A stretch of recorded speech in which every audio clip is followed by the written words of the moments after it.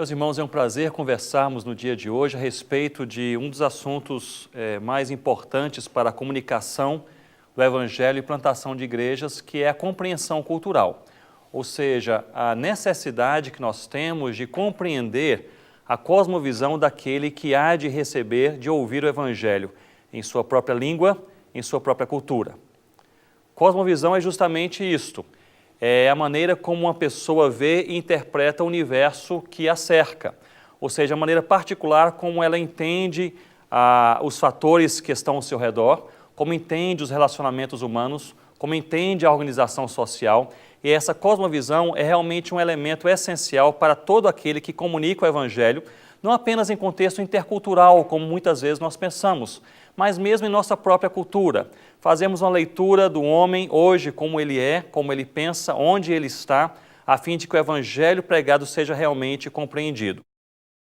A contextualização do Evangelho é justamente a comunicação do Evangelho com fidelidade bíblica, fidelidade escriturística, de maneira que ele seja duas coisas importantes: inteligível e aplicável. Inteligível, ou seja, compreendido por aquele que ouve, na sua própria língua, na sua própria cultura, e aplicável por aquele que o experimenta. Ou seja, um evangelho que faz parte do meu mundo, um evangelho que fala a minha língua, um evangelho que mexe com a minha família, um evangelho que eu possa reproduzir para pessoas do meu convívio. A importância da comunicação inteligível e aplicável do Evangelho é realmente essencial na vida de todo aquele que evangeliza e na vida de todo aquele que quer plantar igrejas. Nós precisamos saber que sociedades distintas possuem pensamentos distintos e formas particulares de compreender o universo ao seu redor. Nós chamamos isto de cosmovisão. Muito se debate, por exemplo, sobre a maneira como os africanos e os indígenas reagiram à escravatura, que os africanos foram escravizados, trabalharam durante um tempo prolongado como escravos, os indígenas se negaram a esse processo de escravatura e muitos embates ocorreram, especialmente na região do norte do Brasil, fazendo com que suicídios em massa pudessem levar indígenas a voltarem para suas aldeias e a esse processo de escravatura entre indígenas não evoluir. O motivo principal é um motivo cultural, de cosmovisão. Os africanos são invariavelmente pessoas que fazem parte de grupos que nós chamamos culturalmente de mais messiânicos, pessoas que olham para o futuro, para o amanhã, pessoas que podem sofrer hoje pensando, eu vou perseverar hoje, mesmo em sofrimento, mas quem sabe amanhã o meu filho vai nascer livre, o meu neto vai nascer livre, a felicidade pode chegar à minha casa ou ao meu grupo e assim por diante. Os indígenas, eles são frequentemente grupos mais existenciais, grupos que pensam no hoje, grupos que pensam naquilo que podem experimentar neste momento em suas vidas. Então, se eles não pudessem experimentar a liberdade hoje, não valeria a pena pensar na possibilidade da liberdade amanhã. Portanto, a reação de dois grupos distintos, africanos e indígenas, perante este ato terrível que foi a escravatura, foram reações diferentes, porque eles possuíam uma cosmovisão diferente, uma maneira distinta de ver e interpretar o universo que os cerca. Nós precisamos nos concentrar em algo que é extremamente valioso para o plantador de igrejas, que é a comunicação de uma maneira inteligível e de uma maneira aplicável. E para isso eu gostaria de ler com vocês um versículo da Palavra de Deus que se encontra em Mateus, no capítulo 24, versículo 14. O Senhor Jesus, nós bem sabemos, ele estava respondendo a uma pergunta escatológica dos discípulos. Senhor, qual será o tempo em que o Senhor vai restaurar o tempo ou o reino a Israel? E aqui em Mateus capítulo 24, versículo 14, o Senhor Jesus responde: e será pregado este evangelho do reino por todo o mundo, para testemunho a todas as nações. E ele diz: e então virá o fim. Eu gostaria de rapidamente fazer uma análise textual deste verso com vocês. E será pregado este evangelho do reino por todo o mundo, para testemunho a todas as nações, e então virá o fim. O Senhor Jesus começa a responder essa pergunta escatológica dos discípulos logo no versículo 6. E ele começa aqui nos dando um bojo de sinais, que nós vamos chamar de sinais cosmológicos. São coisas que vão acontecer em todo o mundo. Jesus nos fala a respeito de guerras, rumores de guerras, fala a respeito de fome, de terremotos, nação contra nação, reino contra reino e assim por diante. Ou seja, são sinais de coisas que vão acontecer em várias partes da terra, são sinais amplos, sinais cosmológicos. No versículo 9, o Senhor Jesus ele muda o seu discurso, ele começa a nos falar de maneira mais objetiva. Aqui nós encontramos o que podemos chamar de sinais eclesiológicos, coisas que vão acontecer com a igreja e na igreja.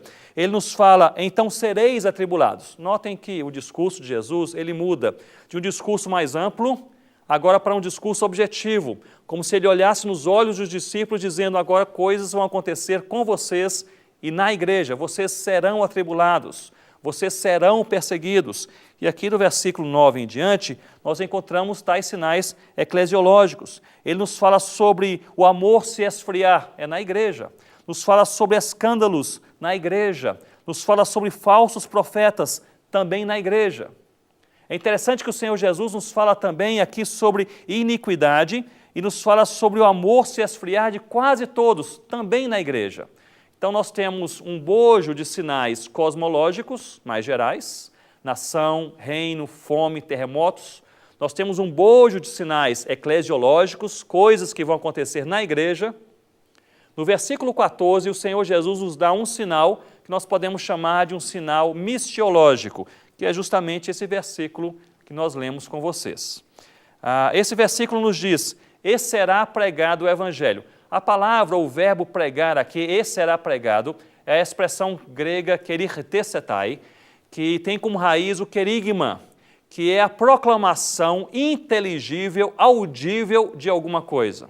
O que o texto está nos ensinando aqui, irmãos, é algo realmente precioso, que o cumprir desta comissão do Senhor Jesus se dará num processo pelo qual o evangelho será querigmaticamente proclamado, ou seja, ele precisa ser proclamado de maneira inteligível, de maneira audível, de forma que aquele que o recebe o compreende. Então, esse será pregado, vamos aqui fazer uma paráfrase, esse será pregado querigmaticamente, inteligivelmente, audivelmente, este evangelho. A expressão grega aqui, tuto euangelion, é uma expressão bem objetiva, como se eu estivesse falando esta Bíblia, estivesse apontando para algo bem objetivo.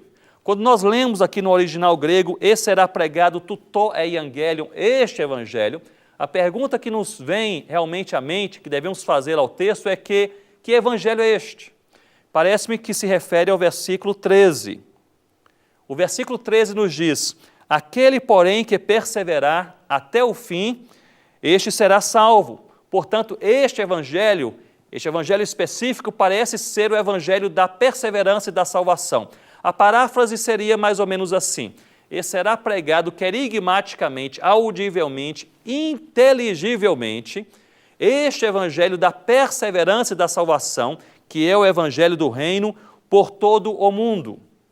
A expressão grega utilizada aqui para mundo, que é oikoumene, significa mundo habitado. Há diversas expressões utilizadas no Novo Testamento para mundo, como cosmos, o mundo geograficamente definido. São as regiões onde as pessoas estão ou não, mas são regiões do planeta, cosmos. E oikoumene, que são as regiões demograficamente definidas, ou o mundo demograficamente definido. Portanto, esse mundo aqui é descrito no versículo 14, poderia ser parafraseado como mundo habitado. Vamos então construindo este versículo mais e mais em nossa mente. E será pregado querigmaticamente, inteligivelmente, este evangelho do reino, que é o evangelho da perseverança e da salvação, por todo o mundo habitado, onde há gente, onde há pessoas. E aí nós podemos pensar nessa ênfase do Senhor Jesus e o que lemos também em Apocalipse. Este evangelho sendo pregado a pessoas que estarão perante o Cordeiro com vestiduras brancas de toda língua, tribo, povo e nação.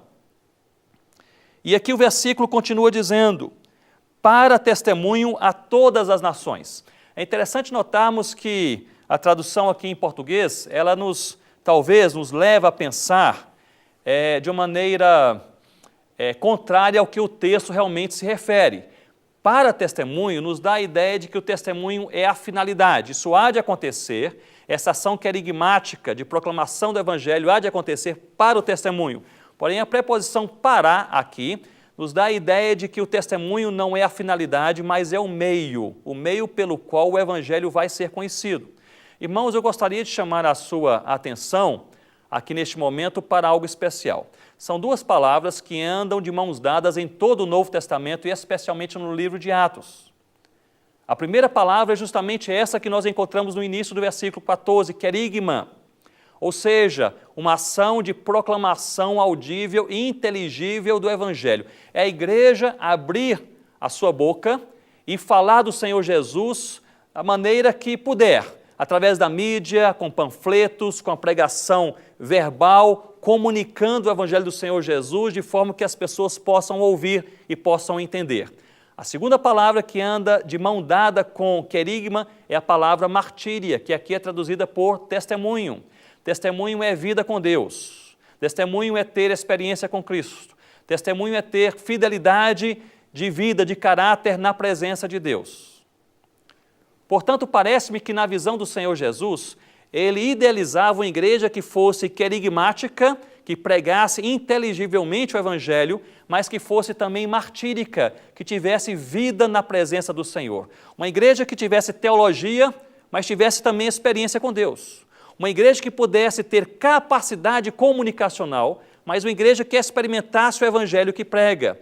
Nós precisamos conciliar essas duas verdades bíblicas para pensarmos que a igreja do Senhor Jesus precisa ser querigmática e martírica.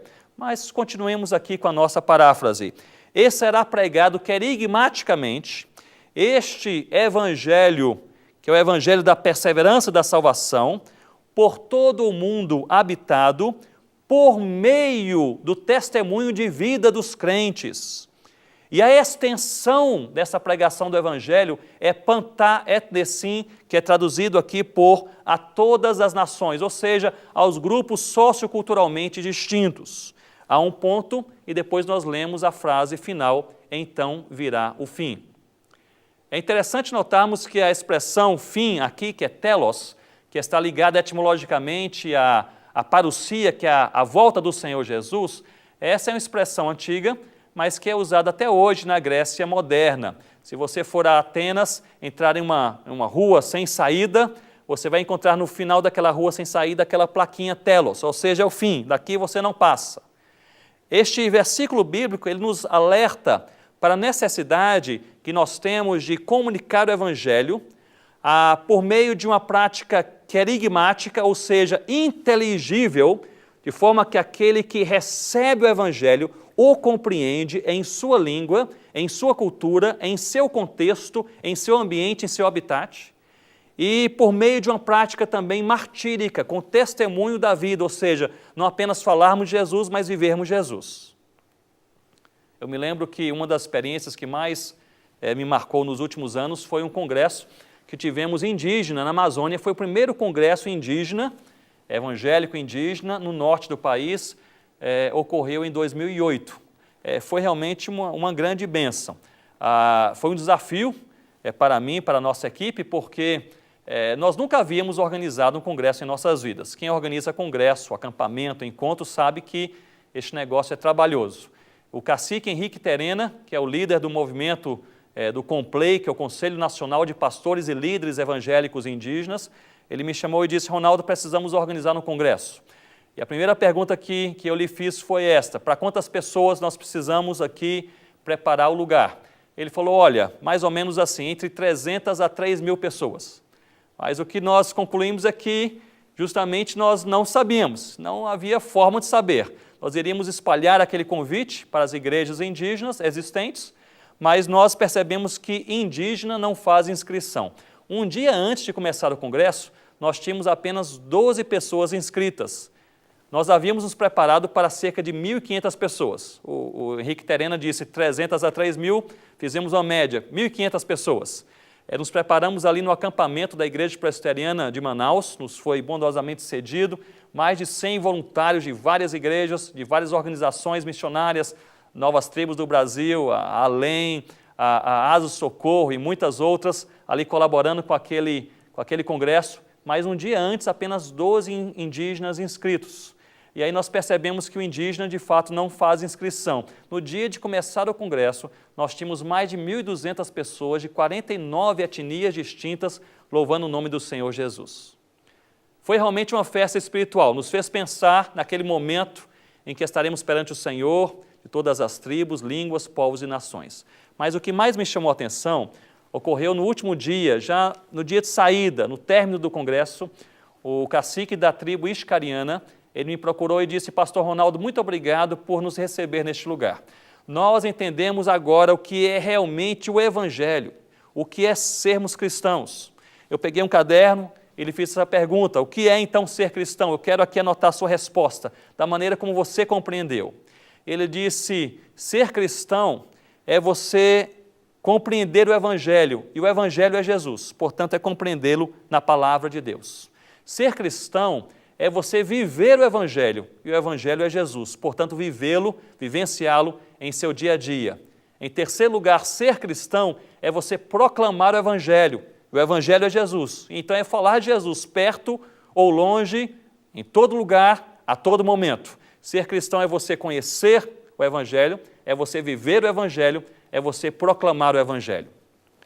Nestas palavras simples daquele cacique Ixcariana, crente, líder em uma igreja ali no rio Inhambundá, na região do Amazonas, eu comecei a pensar, meus irmãos, a necessidade que nós temos, não apenas de compreender o Evangelho, não apenas de viver o Evangelho, mas de proclamar o Evangelho de uma maneira comunicável, inteligível, audível, aplicável por aquele que o recebe. Ou seja, comunicar o Evangelho de forma contextualizada, de forma que sejamos fiéis à palavra do Senhor e possamos ser compreendidos por aquele que ouve sobre o Senhor Jesus. Nós temos esta necessidade de comunicar o Evangelho de maneira inteligível, linguisticamente e culturalmente. São dois ramos principais. Uma comunicação inteligível, linguística e culturalmente. Eu me lembro que nós trabalhamos durante aquele tempo entre os Concombas, cerca de 9 anos entre os Concombas ali na África, e a primeira barreira que nós enfrentamos para a comunicação do Evangelho, ou comunicação de qualquer coisa, foi a barreira linguística. Eles não falavam nenhuma língua que nós compreendíamos, nós não falávamos nenhuma língua que eles compreendiam, e lá fomos nós compreender ou estudar o limonpelo a partir de um processo fonético, que você ouve, registra então os sons, mas você não sabe ainda seu significado, e depois um processo fonológico, morfológico, gramatical e assim por diante. Eu me lembro que eu levei 1 ano para chamar o chefe da aldeia de chefe, porque a palavra chefe, a língua limonpelo, é uma língua semitonal, em que os tons definem o significado de cada palavra, de cada sentença também. A palavra chefe em limonpelo é ubor, mas a palavra cachorro em limonpelo só tem um semitom no primeiro vocóide, que é o U, um pouquinho mais alto. A palavra cachorro é ubor. Então, chefe, ubor, e cachorro um pouquinho mais alto, ubor. Então, o medo que eu tinha de chamar o chefe pelo nome errado, e ali 1 ano vivendo entre eles, estudando aquela língua, e ainda inseguro no uso de uma palavra simples, que é chefe. Então, meus irmãos, há uma grave necessidade, especialmente em quem trabalha em contexto intercultural, com a outra língua, de se dominar aquela língua para se comunicar o Evangelho de forma que ele seja fiel às Sagradas Escrituras.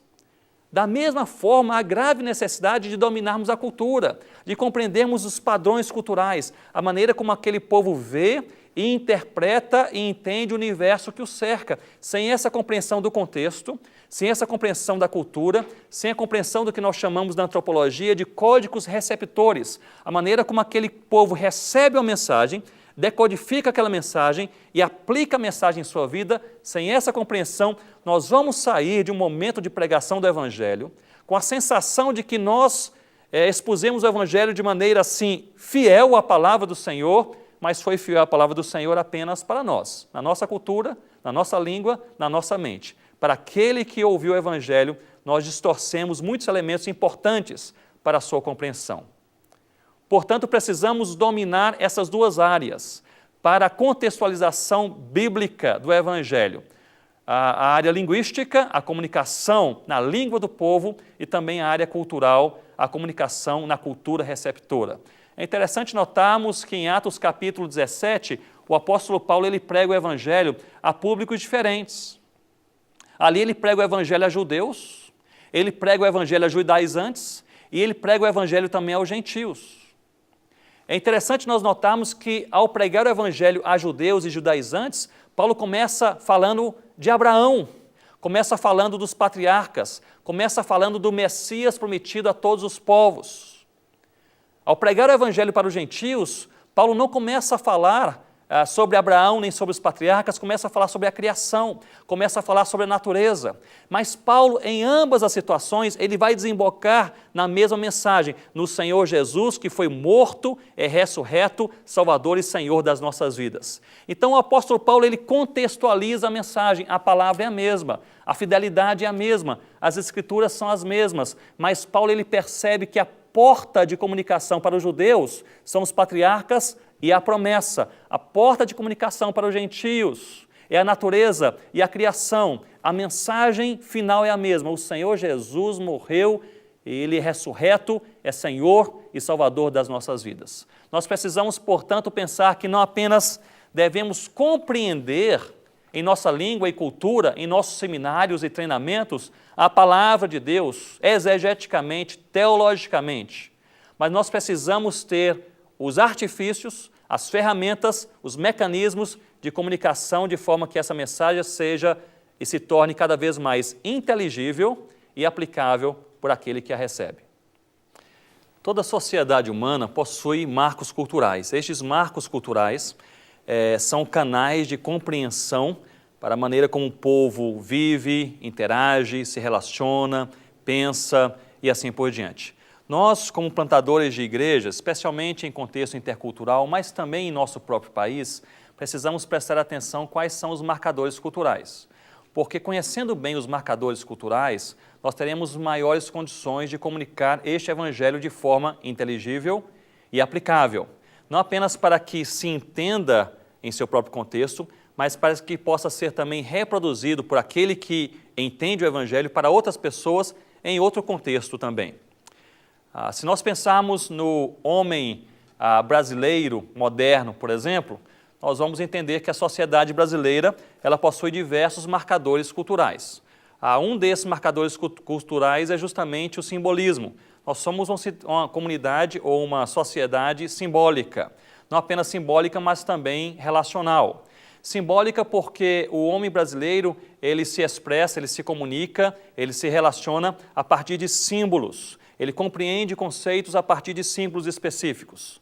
A comunidade ou a sociedade judaica não era muito diferente. E por isso o Senhor Jesus, ao falar sobre o reino de Deus, ele usou elementos também simbólicos. Falou sobre peixe, utilizou a lamparina, o sal, a terra, o trigo e assim por diante. E comunicou aquela mensagem a partir daqueles símbolos específicos. Não é por acaso que na sociedade brasileira estes símbolos ou essas histórias, esses elementos que simbolizam a verdade fazem tanto sucesso em nosso meio. E assim os brasileiros, eles gostam de novelas, de minisséries, de contos, de ilustrações.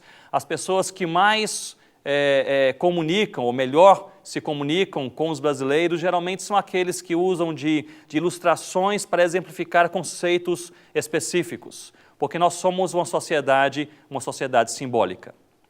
Mas não apenas simbólica, somos uma sociedade também relacional. Boa parte dos princípios que nós aprendemos, não apenas em nossa casa, na escola, no trabalho, na vivência das ruas, esses princípios e valores são transmitidos não apenas a partir de livros, não apenas a partir de exposições intelectuais, acadêmicas, mas especialmente em momentos informais de relacionamento.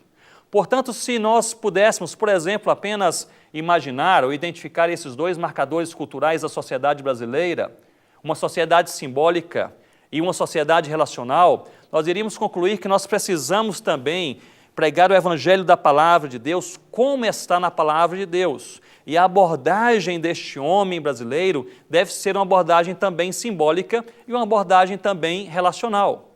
É certo que, ao pregarmos a palavra de Deus em uma abordagem simbólica, nós vamos usar muitos textos bíblicos, muita argumentação bíblica, que é também simbólica, que vai nos ensinar os conceitos mais profundos da palavra de Deus a partir de narrativas, de histórias, a partir daquilo que a palavra de Deus utilizou em situações ou ambientes, como, por exemplo, a sociedade na Galileia, a sociedade judaica e assim por diante. Nós vamos perceber também que a maior influência evangelizadora aqui na sociedade brasileira se dará não em um ambiente formal de comunicação conceitual do Evangelho, mas especialmente a partir de relacionamentos humanos, relacionamentos informais. Por isso que igrejas que possuem um culto mais formal, mas que possuem um centro de convivência mais informal nos lares, têm crescido em nossos dias. Não é apenas uma metodologia, mas a utilização desses relacionamentos informais nos lares, nas escolas, nas ruas, em encontros, em restaurantes, em centros de lazer, para testemunhar, explicar, discipular, convencer com o Evangelho aquela pessoa que nos ouve, realmente é algo que tem bastante chance de sucesso em nossa sociedade, por ser uma sociedade simbólica e uma sociedade também relacional. Os marcadores culturais, portanto, são extremamente importantes para a comunicação do Evangelho em qualquer lugar onde nós nos encontramos. Se no Brasil, em uma região urbana, o pensamento de um homem urbano é um pouco diferente do pensamento de um homem rural ou suburbano e assim por diante. Precisamos identificar o público que ouve a mensagem. Precisamos dominar a língua que será usada para a comunicação daquela mensagem. Precisamos dominar o conceito e a compreensão cultural daquele que será o receptor daquela mensagem. E assim nós iremos comunicar a palavra de Deus como a palavra de Deus se expressa e comunicar de maneira que faça sentido para aquele que a ouve e não apenas para aquele que a prega. Há diversos métodos de análise sociocultural.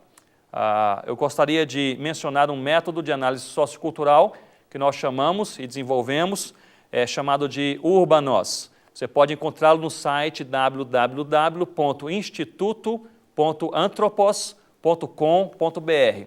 Este método, chamado Urbanos, é um método de breve análise sociocultural de uma sociedade urbana. Ou seja, a maneira como você pode olhar para as pessoas ao seu redor e identificar certos marcadores culturais, certos marcos culturais que vão possibilitar uma comunicação que possa fluir de maneira mais integral e possa atingir o coração daquele que ouve a palavra de Deus. Para aqueles que trabalham em um ambiente intercultural, eu gostaria de sugerir um outro método que também desenvolvemos alguns anos atrás, que nós chamamos de Anthropos. Pode ser encontrado no mesmo site, o www.instituto.anthropos.com.br, em metodologia. Este método que nós chamamos de Anthropos, ele se propõe a analisar uma sociedade distinta em ambiente intercultural, não no seu próprio ambiente cultural, mas em um ambiente intercultural. Você que vai lidar com uma outra cultura, você que vai lidar com uma outra língua e você precisa de um mecanismo, de uma ferramenta para compreender a cosmovisão daquele povo.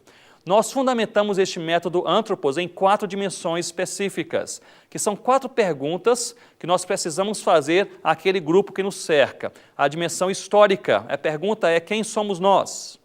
A dimensão ética, quais são os principais valores que conduzem e constroem essa sociedade? A dimensão étnica, como nós nos organizamos? Qual é a nossa organização social? E a dimensão fenomenológica, quais são as forças, os poderes espirituais que estão em nosso meio.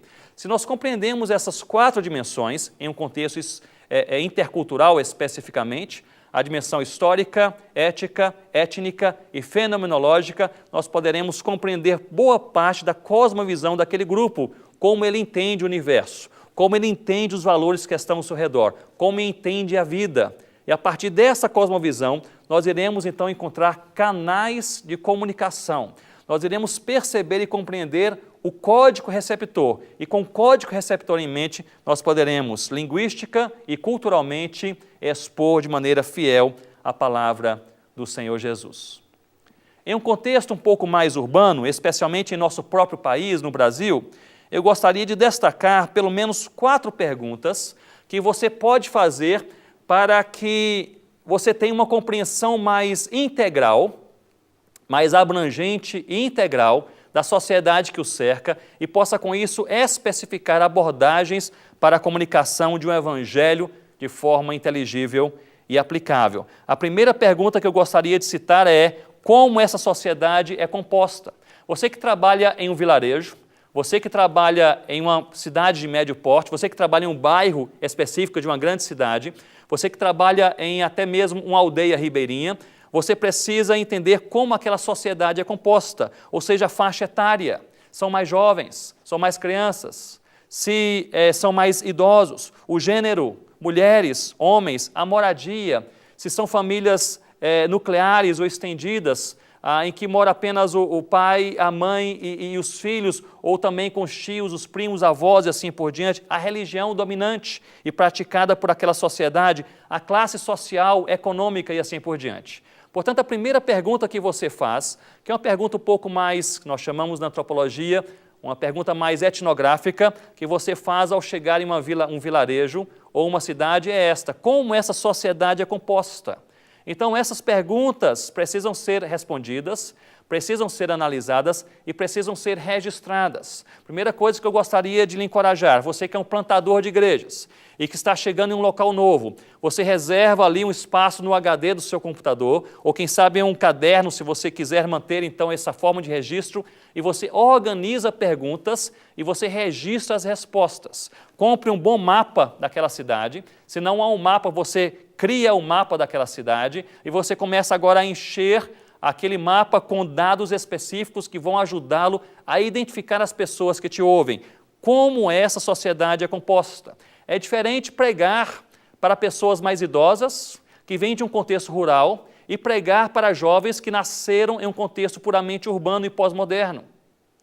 A mensagem é bíblica, é a mesma, a abordagem é diferente, a língua é diferente, a compreensão é diferente, a cosmovisão também é diferente.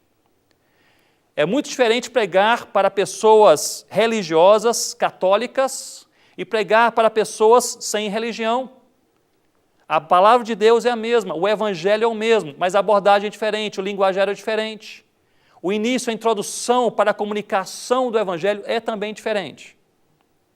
A segunda pergunta que nós devemos fazer àquele lugar, ao contexto no qual nós nos encontramos, são perguntas, portanto, que a antropologia chama de perguntas contextuais. A primeira é: como essa sociedade é composta? A segunda pergunta é justamente esta: onde essa sociedade se concentra? Ou seja, nós estamos agora pensando como essa sociedade se movimenta. Suponhamos que você trabalha em um bairro específico da cidade de São Paulo. Como essa sociedade se movimenta? Onde ela se concentra? Então, ela se concentra parcialmente nas escolas, é um lugar de concentração. Qual o percentual da sociedade que se concentra em escolas? Ela se concentra em missas, por exemplo, se é uma sociedade puramente católica romana. Ela se concentra talvez em centros comunitários, ela se concentra em centros de lazer e assim por diante. Você precisa compreender como a sociedade é composta e você precisa compreender qual é o movimento daquela sociedade, onde ela se concentra. Eu tenho um amigo no Rio de Janeiro, por exemplo, que trabalha em um bairro específico no Rio de Janeiro, que ele percebeu que a sociedade se concentra, entre outros lugares, se concentrava também nos pontos de ônibus. Fez uma pesquisa ali ampla em 17 pontos de ônibus no bairro em que ele trabalhava, e ele percebeu que as pessoas gastavam, em média, 42 minutos nos pontos de ônibus no final da tarde, 42 minutos. Ele percebeu a faixa etária daquelas pessoas, ele percebeu a religiosidade daquelas pessoas, ele percebeu o contexto específico, não apenas cultural, mas especialmente familiar daquelas pessoas. Ele começou a evangelizar aquelas pessoas nos pontos de ônibus. Jovens, entre 16 a 27 anos de idade, durante 6 meses com aquele trabalho. Ele, relatando sobre esse assunto, algum tempo atrás, disse: Ronaldo, eu preguei em praças, preguei em escolas, preguei na igreja, mas realmente tivemos ali o maior impacto de evangelização nos pontos de ônibus no Rio de Janeiro, para aquelas pessoas que passavam ali em média 42 minutos. Como a sociedade se organiza? Como a sociedade se movimenta? Onde estão as pessoas? Meus irmãos, nós como plantadores de igrejas, nós precisamos abrir os olhos. Nós não podemos apenas alugar a uma sala e esperar que as pessoas venham. E trabalhar ali de segunda a segunda. Nós precisamos caminhar no meio das pessoas, nós precisamos transitar por onde as pessoas transitam. Se nas escolas, escolas. Se universidades, universidades. Se no ponto de ônibus, ponto de ônibus. Se é um campo, um local de lazer, no campo, um local de lazer. Porque ali essas pessoas vão se relacionar e nós vamos ter oportunidades também de relacionamento. Você que é um plantador de igrejas, você sabe muito bem que nós estamos à procura de oportunidade, de relacionamento e comunicação. São dois elementos preciosíssimos para nós. A oportunidade de relacionamentos sinceros e comunicação inteligível e aplicável do Evangelho do Senhor Jesus. Em primeiro lugar, como essa sociedade é composta. Em segundo lugar, onde essa sociedade se concentra. Em terceiro lugar, como essa sociedade se relaciona. Essa sociedade talvez se relaciona mais de forma familiar, como no Brasil, mais familiar, a partir do próprio parentesco.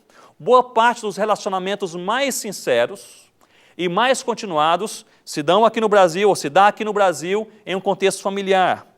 Mas talvez em ambientes mais informais, não apenas da família, mas também ambientes de lazer, ou ambientes formais de trabalho, ambientes acadêmicos. Se você, por exemplo, vai plantar uma igreja entre universitários, esses universitários vão se relacionar em ambientes informais, mas também em ambientes extremamente formais. E você pode utilizar ambos os ambientes para, em um relacionamento sincero, comunicar o Evangelho do Senhor Jesus. Portanto, como aquela sociedade é composta, como aquela sociedade se movimenta, se organiza, se concentra e como aquela sociedade se relaciona. Nós trabalhamos, por exemplo, com indígenas. Indígenas, em muitas etnias, se organizam em clãs. Clãs são formados por diversas famílias. Nós, por exemplo, identificamos em uma aldeia específica indígena um clã, que é um clã que nós chamamos de clã mais aberto. É aquele clã que se relaciona com os outros 4 ou 5 clãs daquela aldeia. Há clãs mais fechados. São clãs que se relacionam apenas ali com pessoas daquele próprio clã. Se você começa uma evangelização e a plantação de uma igreja em um clã fechado, dificilmente você vai conseguir comunicar o evangelho para pessoas de outros clãs. Ou se você conseguir, pessoas de outros clãs dificilmente vão frequentar essa igreja formada e plantada neste clã mais fechado. Então a primeira coisa que nós fazemos ao identificar aquela sociedade indígena, tribal, como ela é composta, onde ela se concentra, como ela se relaciona, é identificar qual é o clã mais aberto. Na África, por exemplo, os clãs mais abertos são os clãs dos chefes.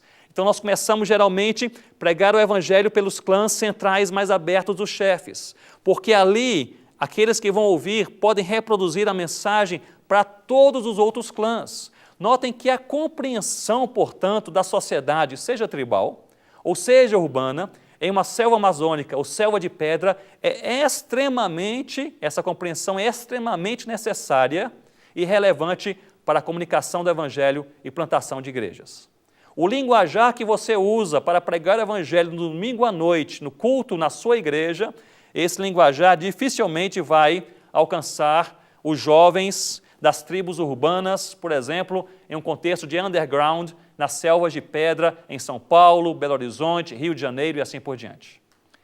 Quando você fala sobre redenção, você não comunica a mesma coisa que os crentes entendem por redenção. Quando você fala sobre salvação, você não comunica a mesma coisa. É necessário conviver, se relacionar, compreender como aquela sociedade é composta, onde se concentra, como se relaciona, para entendermos o canal comunicacional e dominarmos língua, e dominarmos cosmovisão e cultura para comunicarmos um evangelho que faça sentido, um evangelho que possa ser plenamente compreendido. Portanto, como a sociedade é composta, onde ela se concentra, como ela se relaciona e, em quarto lugar, quais são os seus mecanismos de comunicação. Meus irmãos, nós missionários, pastores, plantadores de igrejas, nós lidamos comumente com mecanismos de comunicação. Nós precisamos estudar de maneira um pouco mais profunda as teorias comunicacionais, entendermos quais são os instrumentos, os mecanismos ou os canais comunicacionais e identificarmos também quais são o que a antropologia e sociologia chama de ruídos comunicacionais, aquelas barreiras que fazem com que você fale aquilo que você compreende, mas a compreensão do receptor é realmente diferente daquilo que você tem em sua mente, em seu coração, ou em nosso caso, na palavra de Deus. Quais são os mecanismos de comunicação? Por exemplo, em certa sociedade, talvez um mecanismo central de comunicação seja a literatura. As pessoas se comunicam valores mais profundos a partir daquilo que elas leem e escrevem. Em outras sociedades mais simbólicas, por exemplo, o maior mecanismo de comunicação talvez seja a mídia. Em outras sociedades é o exemplo, a maneira como a pessoa age. No Japão, ou mesmo na Tailândia, o crente, o missionário, plantador de igrejas, ele pode falar do evangelho abertamente, ele pode expor de maneira profunda os conceitos cristãos, mas japoneses e tailandeses vão observar a vida daquele cristão que prega o evangelho. O exemplo vai falar muito mais alto do que as palavras que saem da sua boca. São organizações sociais, são cosmovisões que definem a maneira como o povo pensa e vive em seu próprio universo. Quais são os mecanismos de comunicação? A literatura, ou a mídia, ou o exemplo, quem sabe o ensino formal, ou quem sabe as histórias. Nós trabalhamos, a Rossana e eu, nós trabalhamos ainda recém-casados no Recife, antes de irmos para a África, trabalhamos com o Sem Teto, um grupo de famílias que vinham do sertão, ali do Nordeste para o Recife, e acabavam ficando na Rua do Imperador, uma rua do centro ali do Recife, durante as noites, sem ter onde morar, e era ali uma comunidade de sem teto. E trabalhávamos com aquela comunidade de sem teto, geralmente pessoas que não sabiam ler e escrever, pessoas que nunca frequentaram uma escola formal, pessoas, por exemplo, que não tinham então esse acesso à literatura, mas pessoas relacionais e pessoas que valorizavam extremamente as histórias. O que eles sabiam ali era a história de cada família, de onde cada família veio, o que aconteceu ao chegar, se não conseguiu um emprego, se perdeu ali os documentos e o que aconteceu para ficarem naquela situação de não ter onde morar naquela rua no centro do Recife. Histórias. Nós começamos ali a trabalhar com o Sem Teto. Nós começamos a evangelizá-los a partir de literatura bíblica que nós líamos para eles. Pouquíssima atenção, pouquíssimo interesse. Mas nós começamos depois a falar sobre o testemunho da nossa própria vida e o que Jesus fez na vida de outras pessoas, aquilo chamou a atenção do povo. Depois, no segundo momento, nós começamos a ler a palavra de Deus, eles começaram a prestar atenção. Várias pessoas quiseram ser alfabetizadas apenas para ler a palavra de Deus. A abordagem comunicacional é importantíssima no trabalho de plantação de igrejas. Nós precisamos falar e expor o Evangelho do Senhor Jesus na língua e na cultura daquele que ouve, que recebe, a fim de que possa realmente fazer sentido. Meu irmão e minha irmã, eu posso lhe falar que uma das coisas que nós fazemos na região amazônica, na nossa equipe, é instruir os missionários a não passarem tempo demais apenas na própria equipe missionária. Um dos grandes erros no processo missionário e de plantação de igrejas é nós não transitarmos pela sociedade com a qual nós trabalhamos, a nós transitarmos, vivermos e nos relacionarmos apenas naquele nosso gueto, talvez propriamente missionário. Ou seja, gastar mais tempo entre os próprios missionários do que entre aqueles que não conhecem o Evangelho.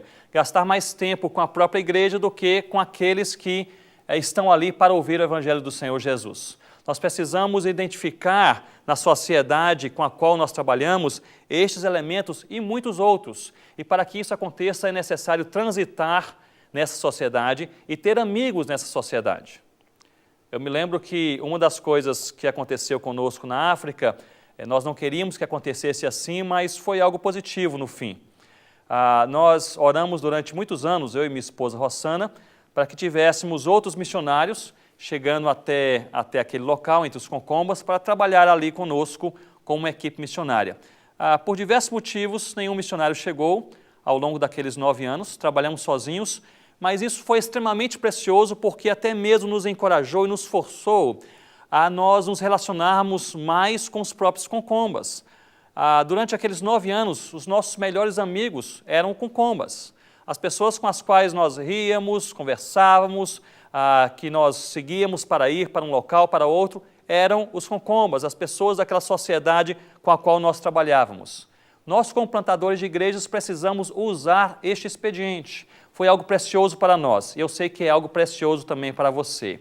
Você precisa transitar na sociedade com a qual você trabalha. Você precisa conhecer essa sociedade. Você precisa saber como essa sociedade ela se organiza, como ela se define. Você precisa saber o movimento dessa sociedade, onde ela se concentra. Você precisa saber como essa sociedade se relaciona, como se dão os processos de amizade e de relacionamento. E você precisa compreender quais são os elementos comunicacionais, como essa sociedade se comunica, se através de literatura, a mídia, relacionamento pessoal, palavras pessoais, contexto acadêmico, contexto informal e assim por diante. Interessante notarmos que alguns missionários, mesmo em contextos bem mais difíceis, como por exemplo o trabalho missionário entre os Yanomami na Amazônia, vários missionários descobriram que os Yanomami eles transmitem conhecimento de pai para filho no final da tarde ou início da noite, quando estão em uma rede na maloca central, na aldeia. E esses missionários, identificando esse processo comunicacional, ou seja, quando e como um conhecimento é transmitido, é comunicado de uma maneira importante, eles ali se colocavam a cada dia, final da tarde, início da noite. Aquele momento era justamente o momento mais precioso para também comunicarem o Evangelho do Senhor Jesus. Portanto, compreender não apenas a palavra de Deus, mas o povo que vai ouvir a palavra de Deus. Não apenas compreender o original bíblico, linguístico, mas também a língua daquele que vai ouvir a palavra de Deus. Compreender não apenas a nossa própria sociedade, mas nos envolvermos com a sociedade daquele que vai ouvir a palavra de Deus. Eu gostaria de encerrar neste momento, eu gostaria de encerrar com um encorajamento. Como missionário, também plantador de igrejas, eu bem sei que muitas e muitas vezes nós trabalhamos em ambientes culturais complexos. Em nossas próprias cidades, ou talvez até mesmo em tribos distantes, mas ambientes culturais e sociais complexos, em que nós temos dificuldade de adaptação, em que a nossa família muitas vezes não se adapta facilmente àquela própria sociedade, em que os mecanismos de comunicação são também difíceis, ninguém quer nos ouvir. Eu gostaria, se for este o seu caso, de lhe encorajar a você gastar mais e mais tempo com as pessoas ao seu redor, você gastar menos tempo em sua casa, menos tempo na frente do computador, menos tempo com os colegas de ministério e com os próprios missionários e mais tempo com as pessoas que estão ao seu redor. Transite, não vá de carro, vá a pé se necessário for. Transite nas ruas ao redor de onde você mora, nas ruas onde você está plantando aquela igreja. Veja como as pessoas são, como elas conversam, entre nas casas daquelas pessoas, se possível for. Se não for possível entrar na casa, faça como aquele amigo. Pare no ponto de ônibus, onde as pessoas se aglomeram, se concentram, mas desenvolva, e aqui vai uma palavra-chave, relacionamentos sinceros. Com relacionamentos sinceros, você terá mais oportunidade de evangelização e você também se adaptará, juntamente com a sua família, muito melhor naquele próprio contexto. Hoje, quando nós estamos aqui no Brasil, nós nos lembramos com saudade dos irmãos africanos, porque deixamos lá os nossos melhores amigos. Ter relacionamentos sinceros não apenas abrem portas para a comunicação do Evangelho, mas também abre portas para você se sentir bem, realizado e bem adaptado onde você trabalha. Que Deus o abençoe.